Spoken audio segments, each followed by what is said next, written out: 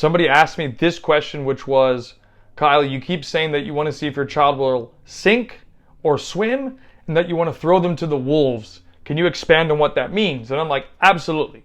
So this is what this video is about. If you like this video, give me a like, subscribe, and ring the notification bell to get access to every single video that I produce when it comes out. Anyways, back to the topic at hand. So if I had a child, and he said, Dad, I want to be a pro. So I'm using a boy in this example. Then I have to be setting him up for the realities of what it takes to become a pro.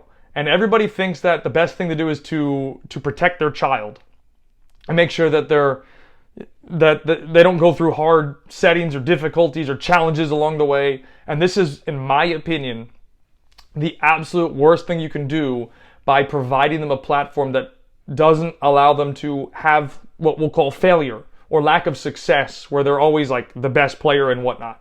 So when I say I want to throw my child to the wolves, what I'm saying is, because he's come to me and said, Dad, I want to be a pro, I'm going to be putting him into environments that are going to be extremely challenging.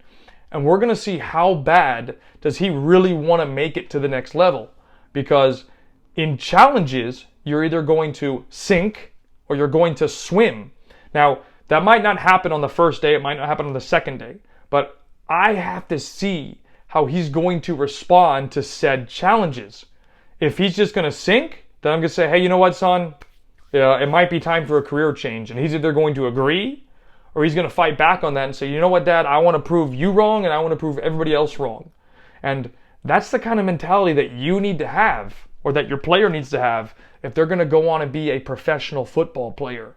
Because in youth soccer, we do a terrible job of preparing players for the reality of the next level. Like, it's a complete false sense of reality, what we're providing kids in this country. Like, they think that mom and dad are going to be there forever, mom and dad can solve all their problems, and that if anything comes up, mom and dad take them out of this organization and move them to the next one.